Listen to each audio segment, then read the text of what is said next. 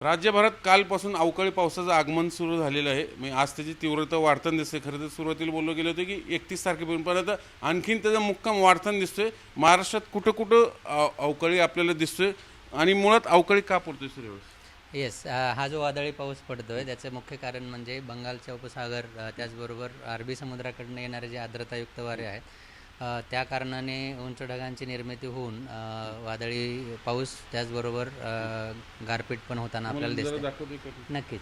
आता इथं आपण बघू शकतो, हे जे सॅटेलाईट इमेजरी आहे त्यामध्ये दक्षिण मध्य महाराष्ट्रापासून तर वरतीपर्यंत आपल्याला एक ढगांचा पॅच दिसतो आणि या सगळ्या पॅचमध्ये वादळी पावसासह काही ठिकाणी गारपीट पण आपल्याला होताना दिसते. पुढचे किती दिवस झाले ते मॅप दाखवतो? येस, नक्कीच. आता पुढच्या 5 दिवसांचा जर अंदाज बघितला तर हे तर अगदी पावसाळ्यासारखं दिसतंय. नक्कीच. आता यामध्ये काही ऑरेंज अलर्ट आहे काही ठिकाणी आणि काही ठिकाणी येलो अलर्ट आहे. येलो अलर्ट ज्या ठिकाणी आहे तिथं वादळी पावसासह विजेच्या कडकडाटासह पाऊस पडण्याची शक्यता आहे आणि ज्या ठिकाणी ऑरेंज अलर्ट आहे त्या ठिकाणी गारपीट पण होण्याची शक्यता आहे असं आपण बघतो. तर ह्यावरून असं दिसतं आहे की येणारे 4 दिवस म्हणजे 30, 31, 1 आणि 2 ह्या तारखांना महाराष्ट्रातील बहुतांश जिल्ह्यांमध्ये वादळी पावसाची शक्यता आहे आणि 3 तारखेनंतर काहीसा पाऊस कमी झालेला आपल्याला दिसेल आणि तो पूर्व विदर्भ किंवा विदर्भापर्यंत मर्यादित राहील. म्हणजे अवकाळीचा तडका अगदी 3 तारखेपर्यंत. उद्या सर्वात जास्त आहे ना? सर्वात जास्त कुठं कुठे एकदा आपण प्रेक्षकांना उद्या म्हणजे 2 दिवस म्हणजे उद्या जर बघितलं आपण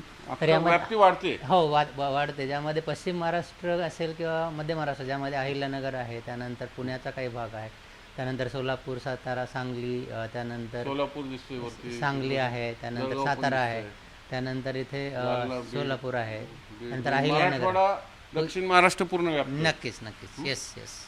मग आता शेतकऱ्यांची बरीचशी पिकं नुकसान होताना दिसते, कारण हार्वेस्टिंग आता हातात आलेलं आहे आणि आता ते जाणार आहे अवकाळीमध्ये. काय प्रिकॉशन घ्यावे? नक्कीच. आता मागे आपण काही दिवसांपूर्वीच आपण हे अलर्ट देत आलेलो आहेत आणि त्यामध्ये आपण असं मेन्शन केलं होतं की जे काढणीला आलेले पिकं आहेत ते काढून सुरक्षित ठिकाणी ठेवणं गरजेचं आहे.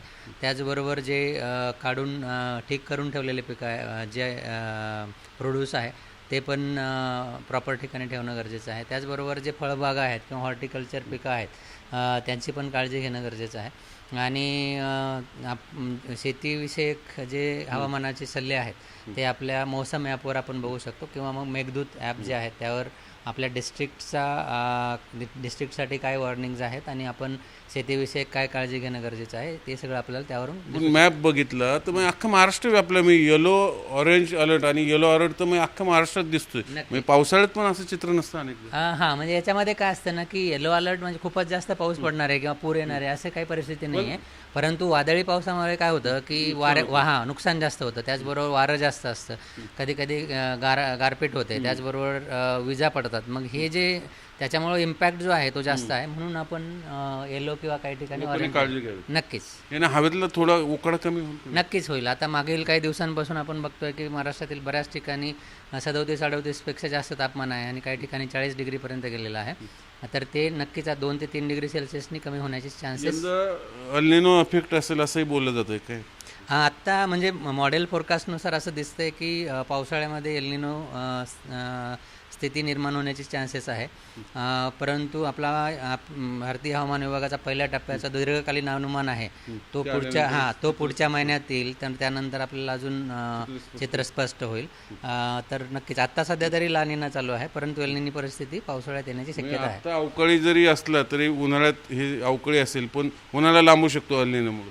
असं आपण आत्ता सांगणं बरोबर नाही राहणार. एप्रिलच्या पहिल्या की दुसऱ्या आठवड्यामध्ये आमचा ज्यावेळी फोरकास्ट येईल त्यावेळी आपल्याला कळेलच.